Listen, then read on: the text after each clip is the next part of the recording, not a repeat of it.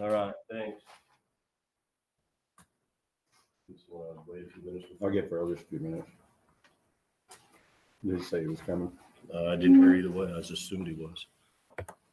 I didn't send him a link to the meeting, so he was here last time. Mm-hmm.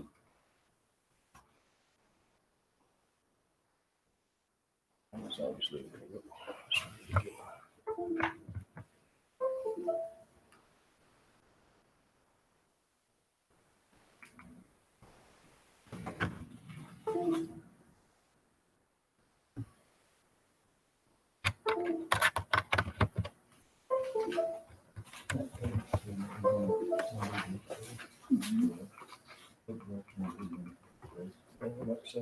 Hold on just a second. Let me see if I can get this run real quick.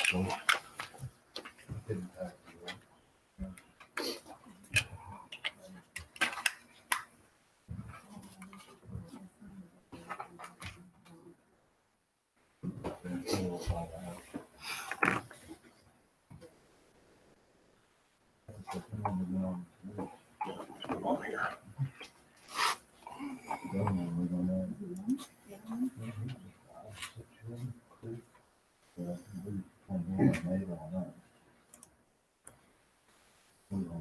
There we go. All right, You ready? it's working. You betcha. With a quorum being present, I'm going to call the meeting to order. We've got an agenda in front of us. Any changes to the agenda? Okay. I'm going to do Vince, we've got one member virtual tonight. I'm going to do a roll call. Just let me know you're here. Matt Gum. Here. Adrian Mansfield. Here. United. Here. Shane Lay. Here. Tony Friga is here. Brent Colley, are you here? Here. Okay. And Farrell Graves is absent. I believe he will be here later. With that, I'll also note that we've got potential board candidates, Matt Hobson, Adam Webb, and Mandy Hood in attendance tonight. With that being said, I'll let you turn it over to you. Besides the board members, it's great to have the board candidates here because at least one of you will be voting to approve this budget. So I just want to make you aware of that. So this is an unusual year when it comes to the budget. I think everyone's probably aware of that. With COVID-19 that we've been going through for the last 2 months, everything virtually shut down across the state of Missouri. It's had a major impact on revenues for the state of Missouri, which is going to have an impact on K-12 funding moving forward. So I want to talk about that a little bit this evening. I know we call it a work session. On my screen, I actually changed it to an information session because I don't know how much work we're actually going to get done. It's going to be sharing a lot of information to you about the budget, the preliminary budget, and some thoughts that I have in terms of the direction I believe we need to be headed in the next year or 2 years or even 3 years, because I do believe that we're going to be going through this for a while. So some of the goals that I have for the information session, I do want to share with you the economic outlook in light of COVID-19. I've already had one conference call with the governor. We've already had one withholding from the governor on the state accuracy target's already been cut once. I have another conference call with him next Tuesday, in which I think he kind of is warning us there's going to be another one at that point in time. And these are cuts that are happening in the current fiscal year. So I want to talk to you a little bit about what the state is facing because of what's happened the last 2 months, and eventually the impact that that's going to have on Willow Springs budget and all other school district budget for that matter. I'm going to present some preliminary budget estimates for you based on the knowledge that I've learned from the governor, from DESE, what their estimates are, what they recommend, and quite honestly, talking to some area superintendents as well, as far as what they're estimating in their budgets. And I will tell you, the estimates are very conservative because we don't want to go with what DESE is recommending, because most of the time in an economy like this, you're never going to get what they tell you. So we have to estimate low. And I'm going to share some of those figures with you this evening. I'm going to present you the budget priorities for FY21, and the budget priorities are going to be more in terms of not doing anything new, not doing anything on capital project, but more internally what we can do to try to be more efficient. Okay, and we're going to talk about that in a few minutes as well. And then finally, the timeline for budget approval. I'm going to do it differently this year. I'm going to present a budget to the board, the new board, in June, and ask for a tentative approval. Then I'm going to come back in July and ask for formal approval again.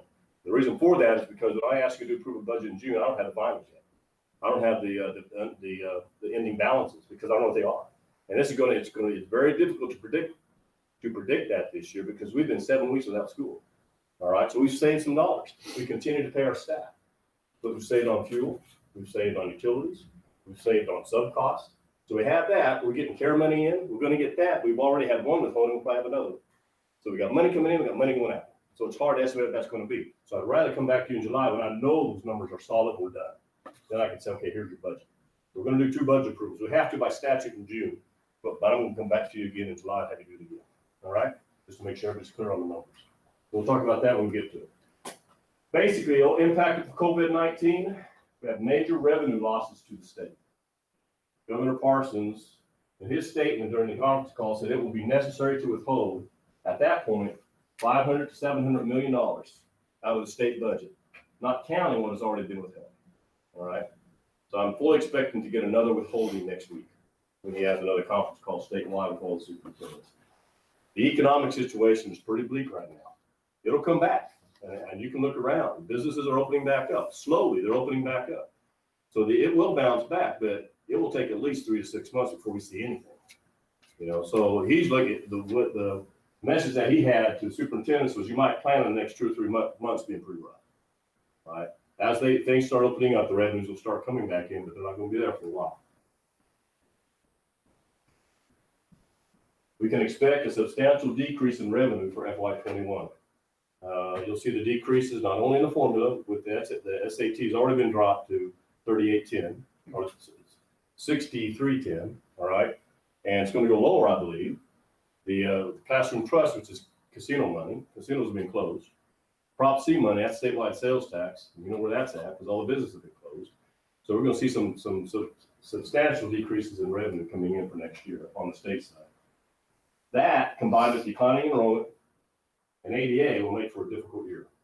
I'm going to show you some data, historical data for our school district that will have a lot of information on. Because not only are we losing cuts in funding, we're dropping ADA, we're dropping enrollment, and it's based on what we have for weighted ADA to get the money from the state. So if that money's dropping as well, it's kind of like a double whammy. It's going to be very, very difficult for us. We're going to have to get through this, and this isn't the first time we've been through tough economic times. We're just going to have to go with it and do everything we can to rely on our reserves. And we have some reserves, not as many as we would like to have, but we do have reserves to fall back on. And then we're also going to have to get some decreases in spending. And I have an idea on what I plan to do to help put that in place. I've already put a couple things in place in the last couple of weeks. So we'll look at some district historical data. Revenue estimates for FY21 and present budget priorities for the upcoming fiscal year. Now, real quick, in your packet, you have the PowerPoint, so you can follow along with the PowerPoint if you'd like to do that. A lot of the data that I'm going to show you is on this page, all right? So what you'll see up here is the graph. All this is graphed up here. That's the first page right after the PowerPoint, okay? So you can keep this if you want to look at the data down the road and just, you know, you just have a visual copy of it, but I just have all that graph in the PowerPoint. And then you have this long sheet, and I'll kind of roll this through this with the budget software. A lot of the estimates I'm going to be talking about up here. I'll kind of take you through this so you can see where it plugs in down here. And then we also have the weighted ADA calculation, so you can see how we arrive at the weighted ADA calculation. And we have the formula calculation estimate, which I'll be referring to when we look at how much revenue potentially we could lose. And on the very last, you have our tax levy history, which has our assessed valuation as well as our unrestricted reserve balance. And the last sheet, I just have the proposed agenda for the June board meeting. So you can kind of see what's going on there. We'll talk about that later. So, all right, let's move on. Okay, state historic or district historical data. This is a positive. There's a number of positives over our budget and a number of things we're going to have to work through. A positive, our assessed valuation continues to go up. That's a good thing. We have in 2017 at $71,330,000, 2018 at $71,690,000. This year went up almost $7 million, right? $67 million just in 1 year alone. We'll look around, all right? We have the new truck stop. We have all the work that's been done on that edge of town. We have the railroad, the bridge going over the railroad. So we're getting more property value as a result of that from all 3 counties. And so our valuation goes up. The effect of that is it helps our local taxpayers. It raises more dollars locally. It doesn't help our local taxpayers. It raises more dollars locally. Now, the net effect of that is that the more we raise locally, the less the state gives us, okay? Because they will only give us minus the local effort. But it does create more dollars locally because we have more property values in the area. So that's a good thing. And it's a good sign of the economy as well as far as what's happening in Willow Springs. That's a good thing. Our history of assessed valuation, The purple is all counties. Of course, we receive tax money from Howell County, Douglas County, Texas County. You can see the red and the green is Douglas County, Texas County, just gives a small smattering in the revenue there. Obviously, most of the revenue comes from Howell County. And if you look at the purple bar, that's all counties combined. So it's a pretty good trend that we're seeing in our assessed valuation. And the impact of that is it brings up more dollars locally, it raises more dollars locally. That's a good thing. That's a positive. Now, here's what's been happening to our unencumbered fund balances. All right, we talked about this a little bit last year. Last year, we made the goal of really working to get our unrestricted balance above 20%. That was the goal that this board set, and we did it. All right, we had 21.73, I think. The highest that, and you'll see a chart here in a few minutes. That's going to be the highest we've had, I think, in 10 years. All right, so it's really good. The net effect of that is our fund balance in Fund 4 is going down.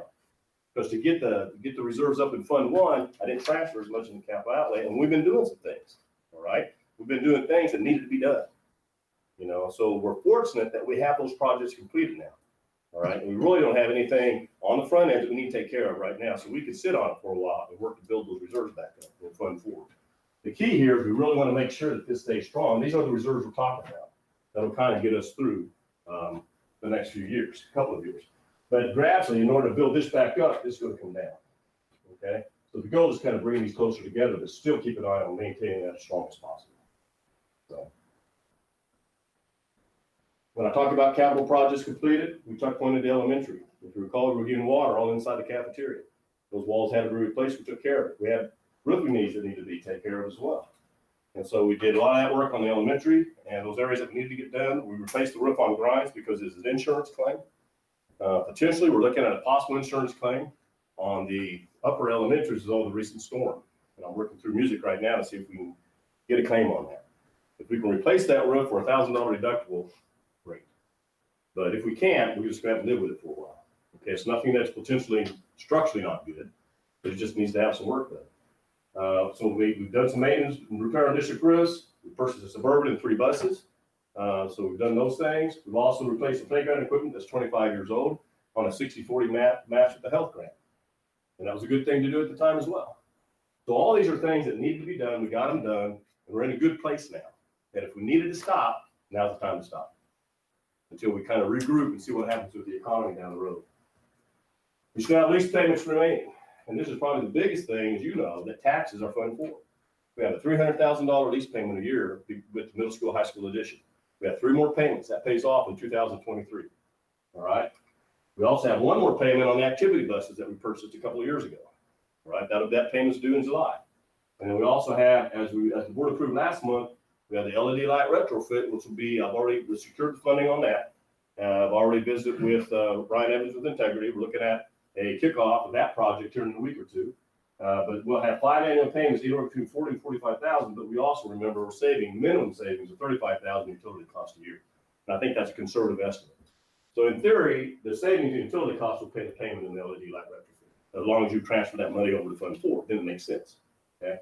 So in theory, we're going to do that project, but it's generating savings for us as well. So history of unrestricted fund balances.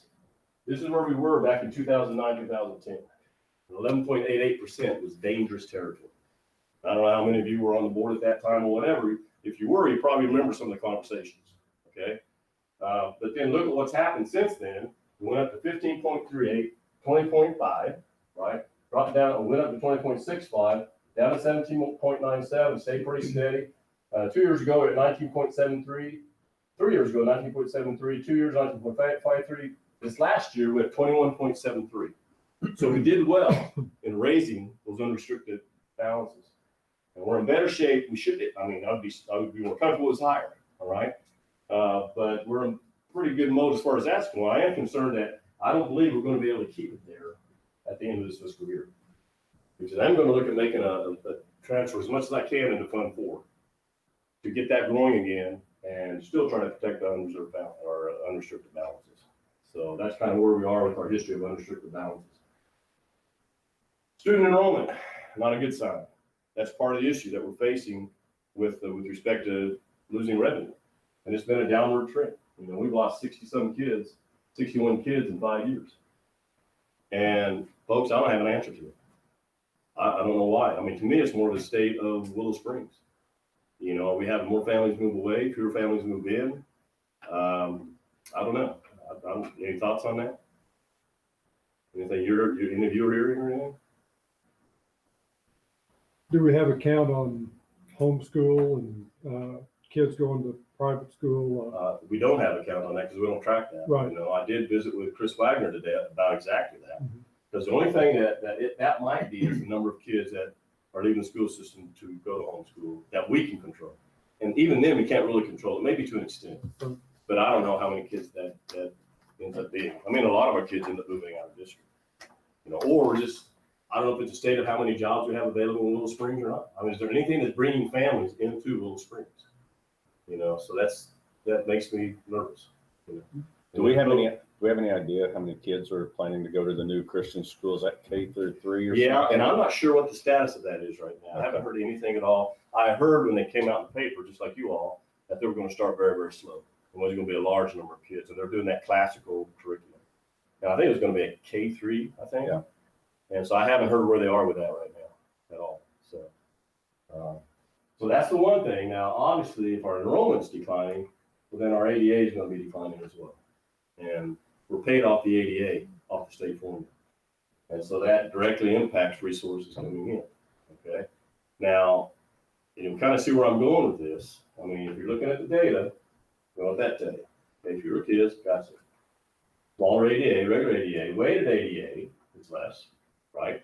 Because you have fewer kids. So if we have fewer kids, it stands to reason that maybe we need to get smaller as far as staff is concerned. You know, because if we have 60 fewer kids than we had 5 years ago, we have the same number of staff members we had 5 years ago, doesn't add up, all right? So we're going to have to start getting smaller.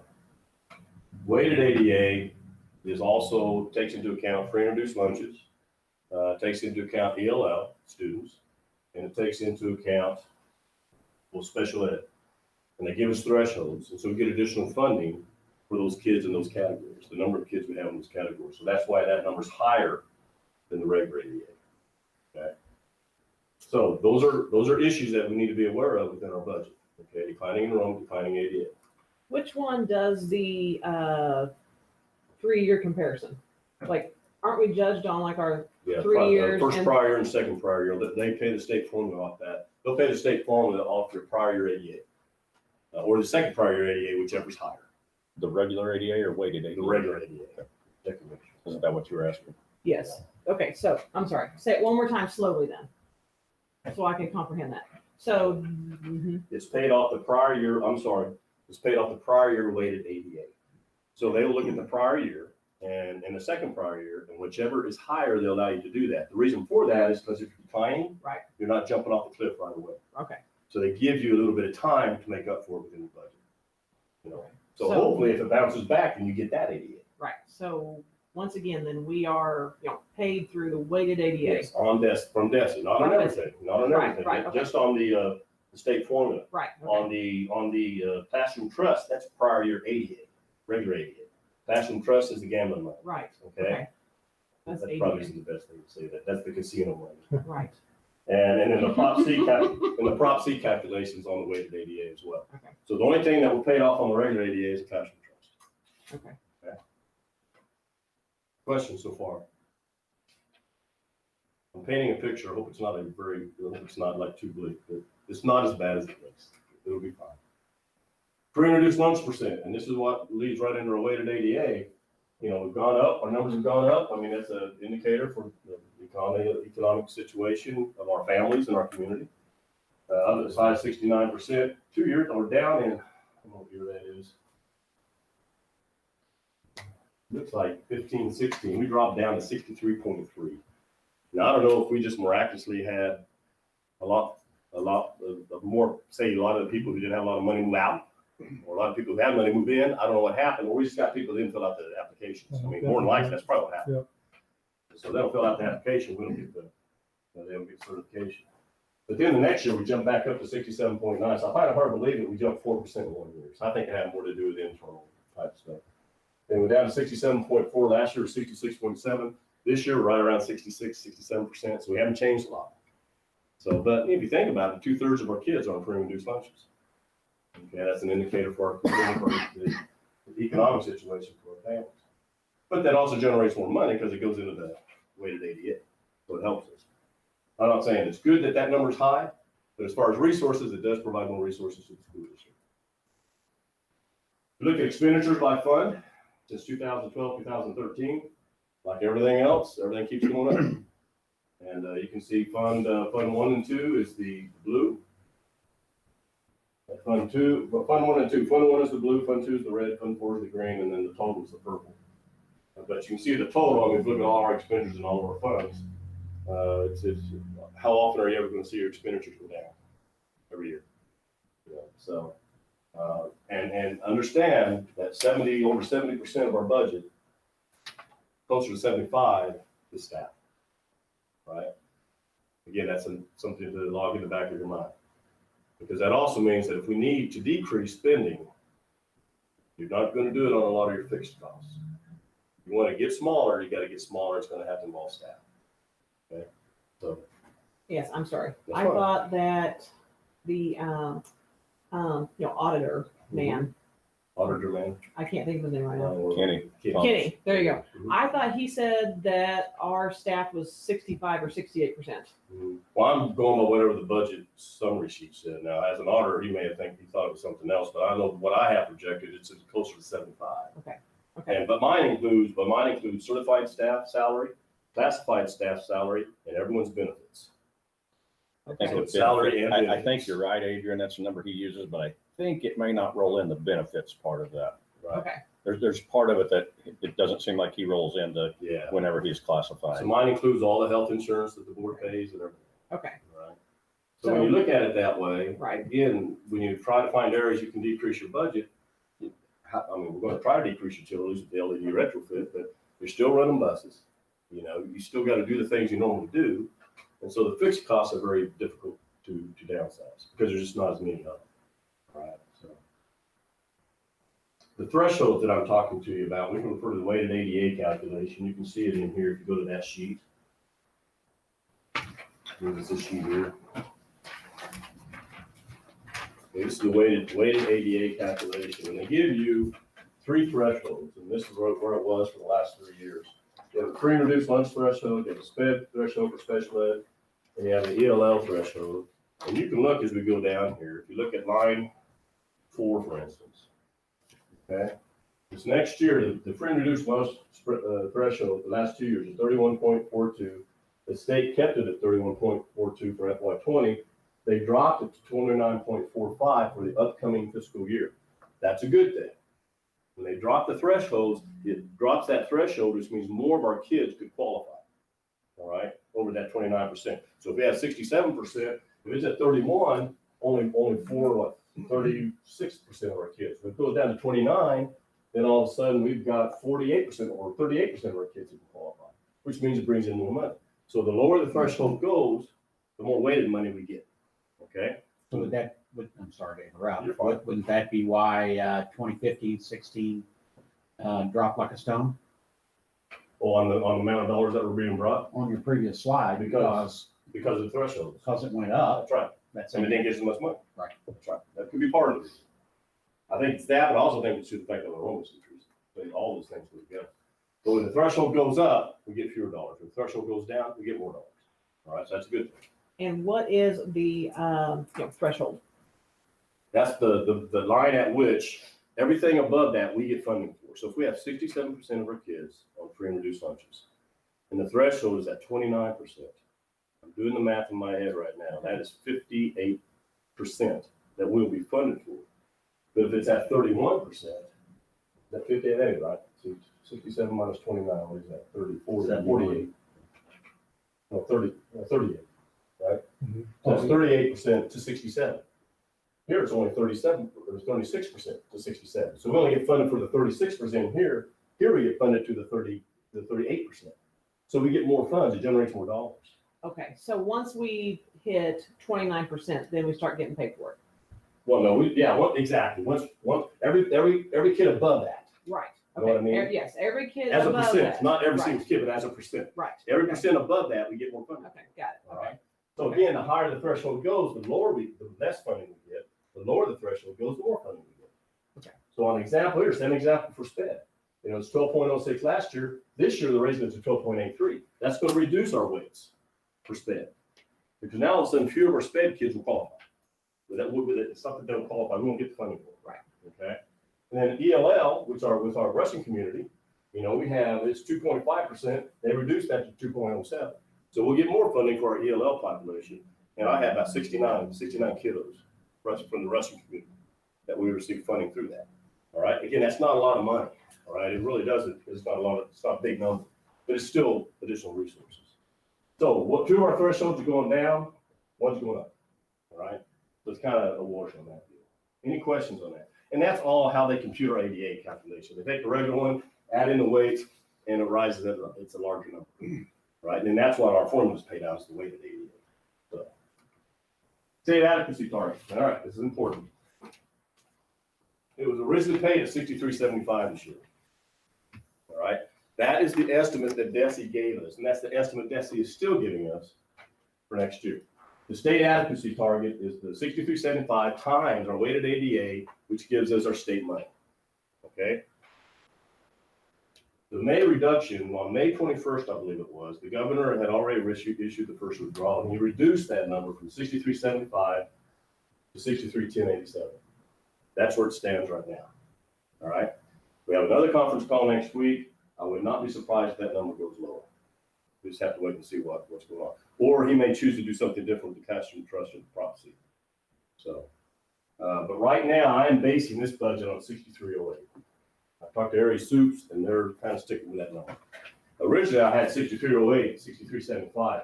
I don't want to drop that anymore. I think at that point it's going to be very difficult to fund the budget. It's going to be difficult the way it is. So we're going to keep that at 6308 for the time being. And that's probably going to be, that will be the estimate that I present you when you approve the budget. Unless I hear something completely different from the governor next week that would change my mind. Classroom Trust Fund, the estimate from DESE for FY21 is 428. And if you can see where this, if you can look at this real quick, you can see where it feeds in. It's the long sheet. If you go about halfway down the sheet, you can see the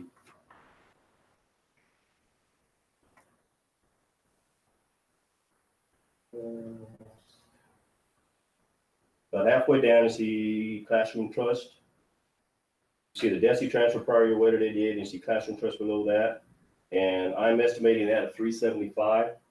I say it says the DESE estimate, that's not really. DESE's estimate is 428.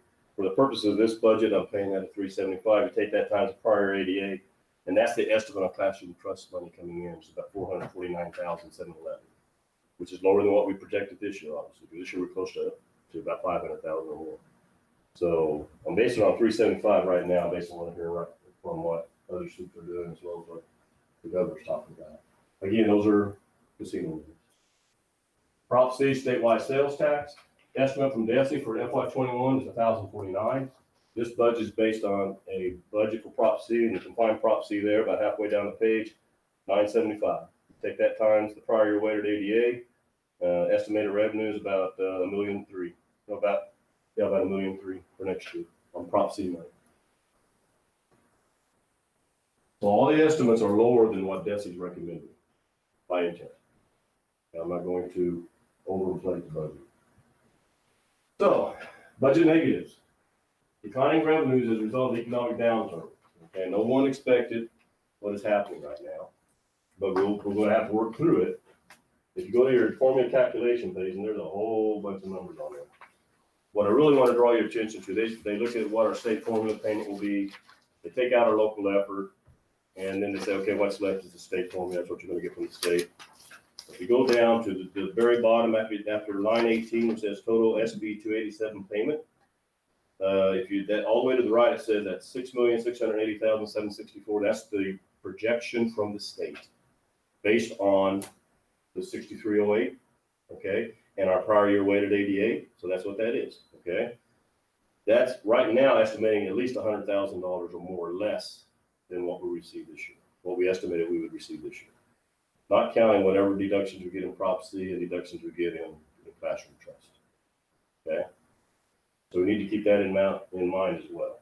And the numbers could continue to go lower if the governor feels that to seal that hole at the state level that he needs to reduce those numbers further.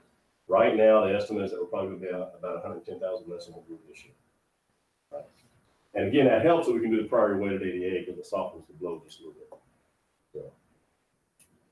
So we had declining revenues as a result of the economic downturn, declining fund balance and capital fund. That could be a negative or positive. The negative is we need to build back up. The positive is we got stuff done that needed to be done. All right, we didn't have to put those on hold any longer. But for the time being, we need to freeze all projects, capital projects. Declining enrollment and ADA, weighted ADA, is difficult for us.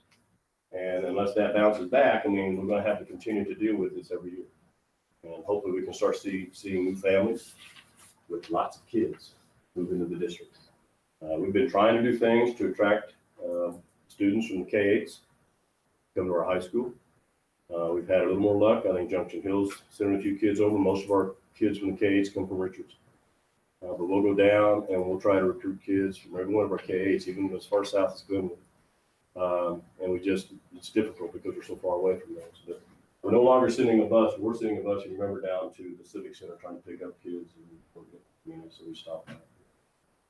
So we're going to have to try to figure that one out. And to the extent that we can control that, we need to do that. But I'm still not convinced that it's just a school issue. I think we have declining numbers in our community. So then is it safe to say that our student population has declined the last 3 to 4 years? 3 years on the weighted ADA and then 4 years on the regular? No, I think if you just want to look head count.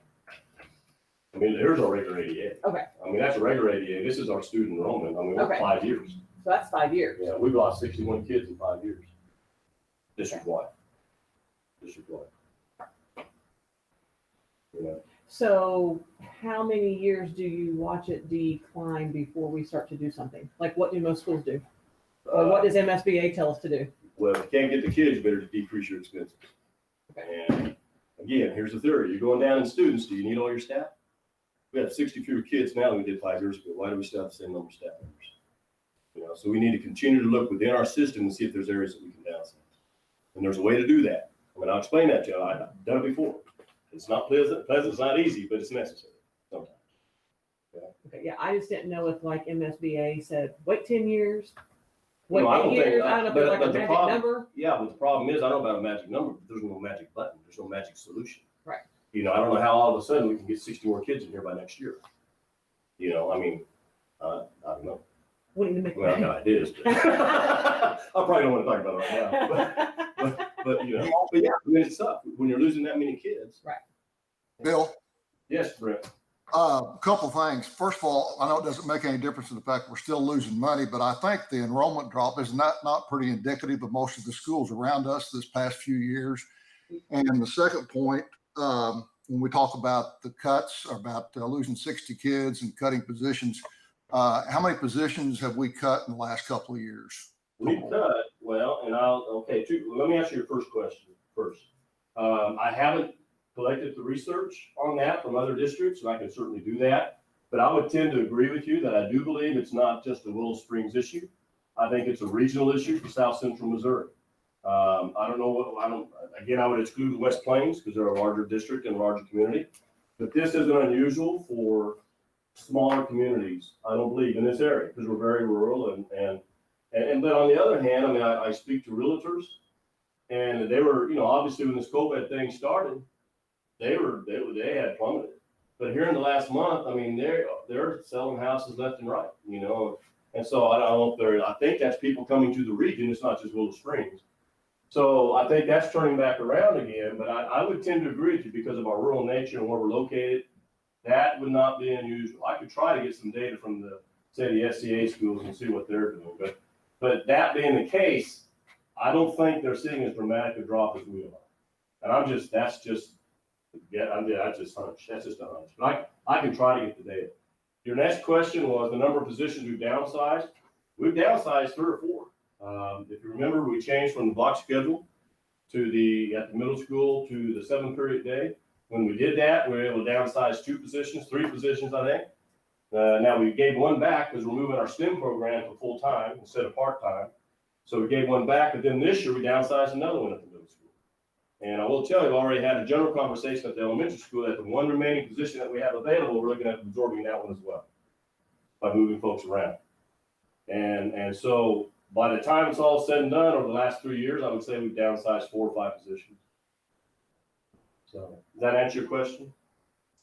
Yes, we were using the 5-year 60 kid drop. I was just saying during that time that it has dropped, we have cut positions too. Yeah, we have. That's a true statement. That's a true statement. But that being the case, when we still have 75% of our budget on salaried people, I still think that's high. I mean, the state average is like 61 or 62 or something like that. So I think we're still high in terms of where we are as a percent of our budget. And so I think the key, I'll talk about that here in a few minutes because I have a plan on how we can approach that. Does that answer your question as well?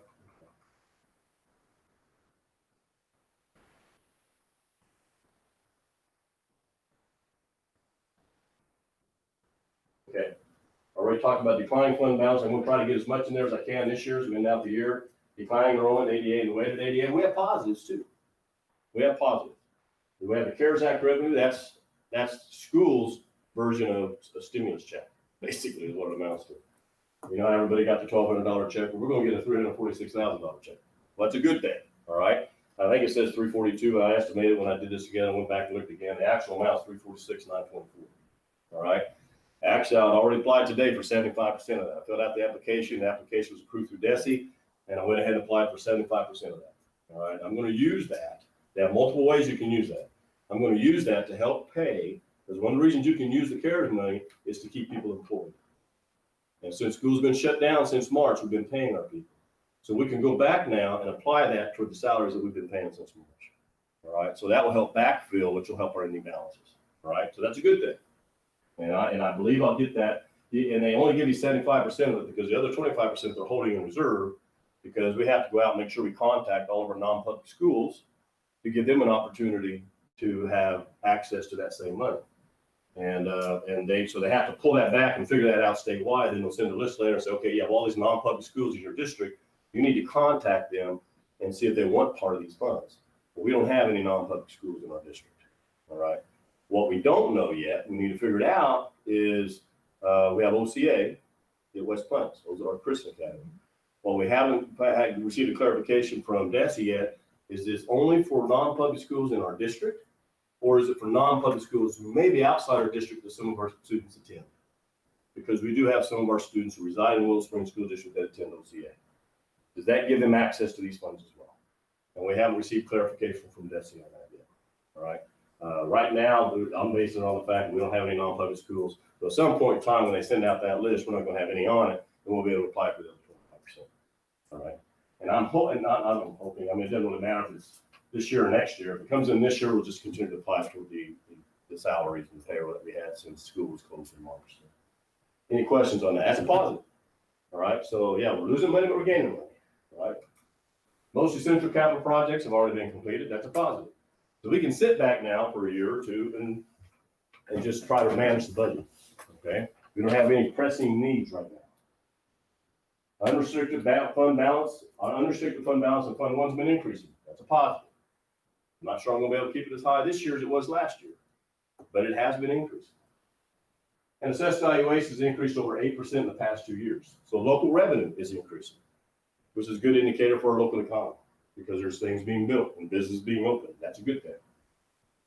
So those are the positives. So the priorities moving forward for this fiscal year. Transfer as much as possible into Fund 4 while maintaining unrestricted reserve balance in Fund 1 as much as possible. That's why I want to wait until we get to July because it's very difficult to estimate what our ending balance is going to be because we're still paying payroll, we're paying some bills, we're getting withholdings from the state, we're getting CARES money on the front end. We saved money by not having school for 7 weeks. So, you know, put all those in the pot and then we'll see where we end up. So that's kind of what's going on. Freeze all major capital projects for the indefinite future. Let's focus on making payments on leases. All right. Because now we have one that needs to be paid off in 3 years. Right. That's $300,000 a year. We have the one that we have left on the activity bus. This is this year. And then we'll have the 5 of $45,000, but hopefully the savings on the utility costs will help pay for that. The big one is getting that lease payment taken care of. If we get that paid off in 2023, then we can start socking that money away again. But that's going to be that's the one we got to really focus on getting those paid. So I say we kind of work on that And unless it's a major necessity, and we absolutely don't have a choice, I think we need to freeze all capital projects, because right now I feel we're in a good position. In the beginning of 2020 fall semester, begin development of a staff size reduction plan. We're ready to implement in spring 2021 for FY22. All right, what this looks like, it's not RIF. Okay? I think reduction in force is about the worst thing you can do. All right, what it is getting smaller, because we have to get smaller to save revenues or to save expenses. The way you do this, you put together a plan and you do it by position. I'll work with my administrative team. We'll look across the district and we will define or identify positions that we fill if this one ever comes open. We don't have to fill it. And we'll put a plan in place on how we can do that. And then you do that for 2 or 3 years. And then you just do it through attrition. When people leave, if this is an identified position for downsizing, we're not going to fill it because you already got a plan in place. All right? And everybody understands that. Right? So it's not an easy process. It takes a lot of time. And quite honestly, people have to be willing to make concessions. But you do that in a way that doesn't hurt students. You know, if you can do it in a way and get smaller that doesn't hurt students, that's the most important thing. You keep the reductions away from kids. All right? So that's kind of how that works. I've done it before. It's doable. You just got to follow once you get it done. You know, and it makes it a lot less painful doing it that way. That if you have a plan in place and everybody agrees to it up front, and and we can kind of look at, we know there's certain people that are potential retirees in the next 2 or 3 years, so we'll identify those positions. That one, when, we don't force anybody, but when the time comes, this year we had, you guys have seen the personnel summary sheet. I think we've had 10 or 15 openings, right? And in a staff size reduction plan, you might be able to absorb 2 or 3 of those, which saves about $150,000. So, there's some things we need to put in place. I think the key is with the declining ADA, the economic system the way it is, we need to try to get smaller. Okay. So the timeline for approving the budget, I spoke about this on the front end. June 8, 2020 is our June board meeting. We do have the budget approved, ask you to approve the budget amendment to reconcile our revenues, our expenses. Then when you look at the general ledger, you have one that's 80%, you have 101 that's 130%. Let's bring all those back into line. By state law, you have to do that. You have to do it. Some districts do it 4 times a year. We've always done it just at the end of the year. So that's fine. So I ask you to do that. Then I'll ask you for preliminary approval of the fiscal year 21 budget. And then the final approval of the FY21 budget, we're back to the July board meeting once we get our finals in place. We know exactly where our final expenditures are. And that'll be clean. I would rather you as a board know exactly what your budget is, not what I think it's going to be. And with that, questions? Well, that's a lot of information.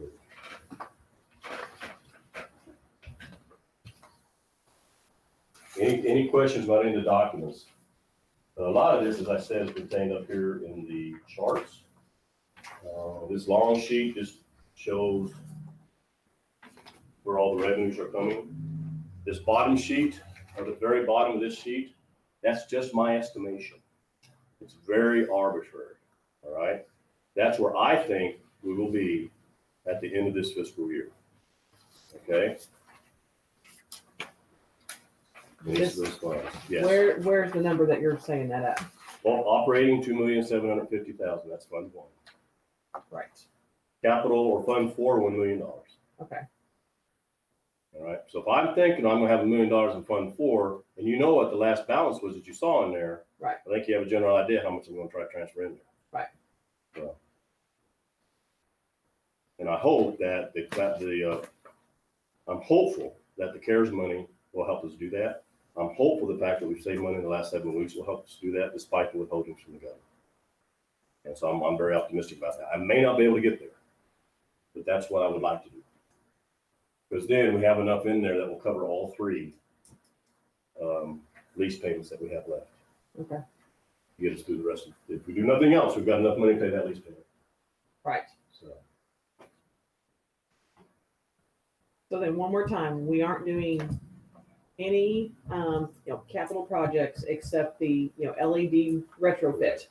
all roofing projects have been put on hold. We've already talked to the next steps on that. And the bus has all been And put we're not on going hold. to purchasing buses this year. Okay. Yeah, we need to not buy a bus for a year or two. So we are spending no money out of Fund 4, capital fund. Basically, the only thing I have budgeted in Fund 4 right now are the 3 lease payments, Right. principals and interest. Right. And I've got 75,000 set aside just for building maintenance. Right. If we need it, you know. And most of our building maintenance comes out of Fund 1 under operations. If I don't know, if we need supplies or whatever, or Josh is fixing something and needs to spend $5,000 on something, we'll take it out of building and maintenance, out of that. But that 75,000 will be if that HVAC unit goes down. We got to spend 15 grand. We'll probably pull out of there. Okay. We're not sure. But I do have that set aside. But other than that, all I have, well, and I am saying too, I said no new capital projects or freezing capital projects. I'm also talking programs too. We're not adding any new programs, all right? Unless we can figure out how to fund them, except for those that have already been committed to, all right? Before all this broke out. Okay? Like Project Lead the Way, for instance, we're expanding that at the middle school. But we also have a grant, a 50/50 grant from DESI to help us do that. Right. Okay. We also have the EMINS grant, which will provide Chromebooks to like 2 classrooms of our 5th and maybe 2 or 4 classrooms of 5th and 6th graders. Everyone gets one. And the teachers as well. And a lot of PD involved in that, but there's no cost to the district, just 100% paid. So that's a new program. It's going to pay for it to do it. So, but beyond that, we're not starting any new programs. And if you remember, we still have 1 more year of paying off a reading program that we approved last year. And so that has to come out of this year's budget as well. But we're not going to add anything new right now. We just need to kind of maintain. And right now, I mean, maybe graduation done. We don't know about prom. We'll see. We've got Cedar Summer School in July. We're hoping we get that in. If we don't have Cedar Summer School in July, we lose the summer school ADA, which impacts next year's budget as well. That's at 3788. Take the 37 times the 6308 or whatever. I mean, $200,000 or $300,000, right? So we need to get it in. And DESI hasn't made, besides the fact that kids need to be in school. I mean, let's face it, having been in school for like 7 weeks, 2 months. I really do not look forward to having to bring them back in August without ever having seen them since March. So we need to get kids back in school and have some formal instruction at least a month out of the summer. And then focus of that, and we'll talk about it at the June board meeting because you're going to be asked to approve the summer school plan. Met yesterday with the administrators. We have a plan in place. Is we're going to focus on the instruction lost the last 7 weeks. Normally, kids in summer school enroll in the advanced grade, but for purposes of this summer school, they're just going to enroll in the advanced grade. So if it's a 2nd grade, they're going to enroll in 3rd grade for summer school, but they're going to get their 2nd grade teacher. All right, because the focus is going to be on. Plus, they can kind of connect back to those kids. The focus is going to be on trying to get back the lost instruction for the last 7 weeks of school in 4 weeks. So probably not going to get all the way there, but it's going to help. So that's going to be the plan for summer school. I'm going to ask you all to approve. And we're also looking at reopening and reentry. And what does that look like? We need to take the temperature of every kid when they walk through the door, or every staff member when they walk through the door, and make every kid wear a mask. But we don't want to go that far off. We're going to try to find a medium ground where we ensure the safety of all of our staff and students, make sure we're doing the right thing, following the right procedures, and still get back to school. Do anything for summer school and high school? Summer school and high school will be, I've already talked to Marty. All those kids were passed as far as credit recovery. So the only credit recovery kids, we have no seniors coming in trying to graduate because we already graduated. Well, we haven't yet. They will. So any other kids that need credit recovery will be your juniors if they need it. And we can make that available on a limited basis. And we can bring those in too, because if we keep them in a group of 4 or 5 or 6 and they're down at the library doing their credit, they can do that. It's going to offer that. We're going to offer launch courses for enrichment. And we have some kids enrolled in summer school launch courses. So if they want to take a class on astronomy through launch, they can do that this summer. All right. And we get ADA for that as well. We get ADA for our credit recovery kids as well. But high schools are going to be much smaller. Our focus is going to be on K-8 for summer school. Well, how do we advertise, launch for our kids? I mean, for like 5th through, 12th graders. Or, I mean, we offer it. We advertise much stronger at the high school, of course. It's available to our middle school kids as well. We have if it helps the ADA, right, and those kids are probably at home on their tablets anyway. Why not have them learn something? We can do that. Now, understand, we pay for every class. Right. Right. So we have to make so much in the ADA to help pay for itself. Right. Because I'm not sure I just went because you don't get 100% of the ADA on a virtual course. You got like 94%. All right. So you have to tabulate. Okay, how many launch courses can we offer kids? And they have to complete it too. Right. All right. How many launch courses can we offer kids and make it pay for itself? And so that's the key number. So we have, now last year, if you remember, we did something at the middle school. And well, not the middle school, we did the elementary. We did what was the deal? What did they call it? What is that, gaming or coding? That's it. But they kind of use that for gaming, don't they? I think. So we had some elementary kids do that. I think maybe through the gifted program, or maybe we may have opened it up to everybody. I'm not sure, but we did offer some kids that. Now, but our high school kids tended to complete more, but our elementary didn't. But I think part of the problem was, I think they thought they had 2 months to get it done. They only had 1 month, and by the time the end of the first month rolled around, not shut it off. Right. So but- are there no classes, I'm sorry, No. are there no classes that we can offer to high school students that would help them recover any of the, Through launch. well, through See, right now they do credit. through the building? I mean, why can't we bring those kids in? If we're worried about the 7 weeks that the K-8s are missing, what about the ones? Typically, we can, but our model in the past, and it doesn't mean we can't change it, but our model in the past for high school kids has just been credit recovery. We just bring them in, they do it on the computer. So are we doing anything then to reach out to parents in the community to express the importance of their kids coming to summer school K-8 then? We are, well, it's coming to the board first. We're going to send it out on Facebook and the district webpage Thursday, Thursday, Friday, to give the folks information about registering or enrolling their kids for summer school. We've got an online portal. They go to the parent portal. They can do it right there. And we have 2 days set aside where they can come on site and enroll their kids for summer school. We're going to talk to the board first because I want the board to approve it. All right, before we send anything as a mass public notice. We're just going to announce enrollment first. When the board approves the summer school plan at the June board meeting on June 9th, we're going to send out a mass message to everybody saying that summer school will begin July 6th. If you haven't already enrolled your kids, you need to do this. Here's what it's going to look like. And we're going to run it very, very much like a regular school day. It's going to start at 8 in the morning, be over at 3:15 in the afternoon. We're going to change our custodians' hours the same as it would be during school so they can make sure they sanitize all the buildings at the end of the day. We're going to have an extra custodian who's going to float around and do nothing but clean and sanitize throughout the day. We're going to have procedures in place for kids. Anytime they leave the room and come in the room, it's automatic. They use the hand sanitizer. So we're going to do things like that just to make sure we have things in place. The announcement will come out after the board approves that at the June board meeting. But somehow we need to communicate to parents that this is not, That's important. that this is not just another Correct. summer school. No, and This is going to be The pool's- impactful on their education. the pool's closed, right? So everything's going to happen in school. And it's going to focus on reading and math. Reading and math's going to be the big part. Now, we're going to have some activities in there as well. We have some art stuff, some STEM stuff, some safe things like that, because we can't have kids do reading and math for 8 hours. All right. But the focus is going to be on reading and math and trying to catch them up on what we lost the last 7 weeks. And yes, it will be conveyed in the message that goes out, the importance that they need to send their kids to summer school. And I'll do an article for the Howard County News as well. Because we do need to get the word out that your kids haven't been here in this amount of time. And you always get a summer slide anyway. This is going to be a summer spring slide for them to get kids back to school. So the focus is going to be on convincing them that their kids got to come to summer school. And that's it. And it's safe. That's right. And there may be some parents who don't want to because they think it's too soon. But I also think it's better if we did it in July, not in June. Because if we started that out on Tuesday, which is the original date, I don't think people would came. I don't think it would have came. I think they're too afraid to do that right now. So we're going to continue to put procedures in place for that. Yes. So we are, waiting on phase 2, and that will even determine if we get seated summer school. I believe so. Yes. Basically, If we're phase still in 2, phase 1 and the governor's still saying 6 feet of social distancing, it's going to be pretty tough to do that for. then we can't have summer school. Okay, so we are still waiting on. And we're not phase the 2. only district in that position. Right. Because, and so then at that point, I think DESE needs to make a decision. Because if all these districts can't have summer school because we're still in phase 2 throughout the summer, then there needs to be some exceptions made as far as the summer ADA. At the very least, hold all the districts harmless and say you can have what you had for summer school last year. Try to do something. But the other thing you got to keep in mind, if they decide to do that, and we go all the way through the month of July, and they're still saying we're social distancing, what does that do to the start of the school year? You know what I'm saying? And so the comfort level all of a sudden, I get very nervous.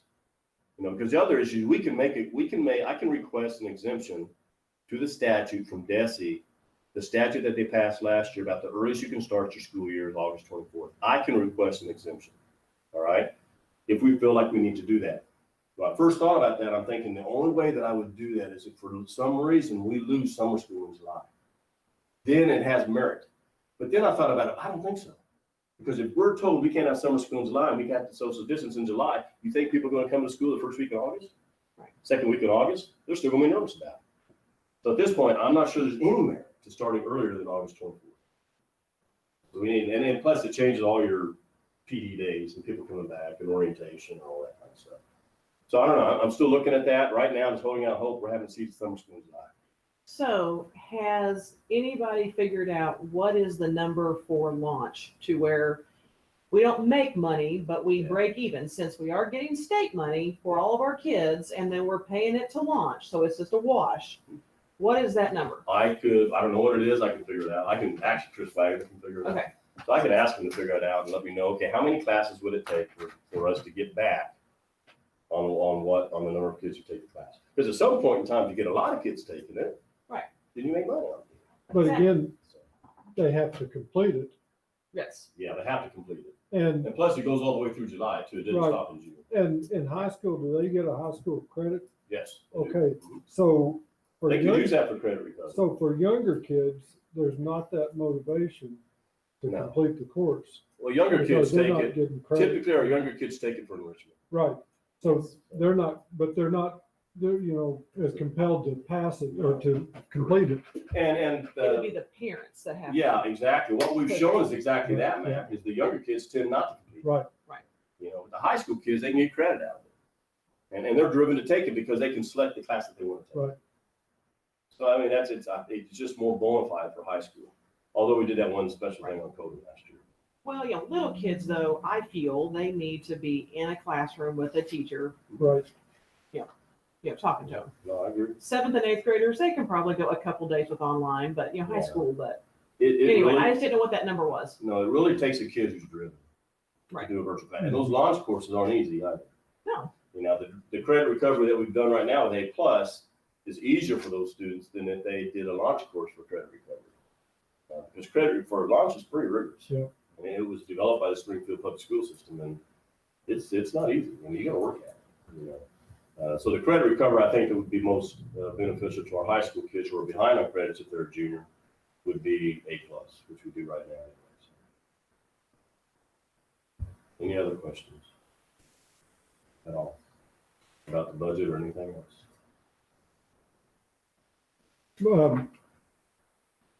in looking at this next year's budget, how much should we be looking at the future?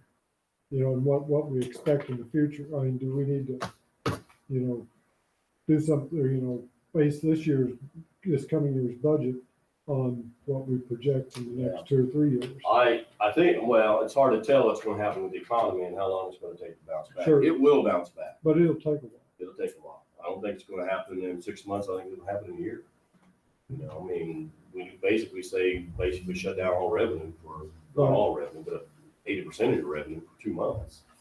It's not going to bounce back right away. It's going to take time. And then people are going to have to get used to being out in groups again and not worrying and all these other things. So a lot of it's just here, thinking about that it's okay to go back and do what we used to do. So yeah, it's going to take a while to do that. So if we do the staff size reduction, that's not going to be a 1-year plan. I think we need to plan that for 2 or 3 years. So that's going to be something that we put in place for FY21, FY22, FY23.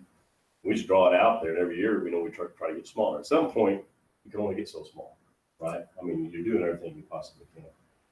Somehow we need to try to figure out the ADA and the student enrollment. Because that's, if I could magically bring 60 more kids into our district, I would do that right now. But it's hard. It's difficult. Has the state put out any kind of numbers, Bill, over the last couple months of any hard numbers of what their actual revenues have been, how much they have actually dropped? Well, the 500 to 700 million that I shared, that's what Governor Parsons said in the conference call, is that the budget. But that's what he's estimating. Yeah, correct? well, they're estimating. That's what his people are telling him, basically. So I think it's probably pretty close to that. But he's estimating a budget shortfall at that time of 500 to 700 million dollars. And we're talking almost $1 billion here, right? And it's probably maybe worse now. That was back when I had that first conference call. So it may be higher than that now. So if you think about $1 billion, that's no longer in our state economy, in our state budget. yeah, it's going to be draft cuts across the board, you know, to be able to close that. And he was pretty pointed when he said, you know, you're working on your budgets right now.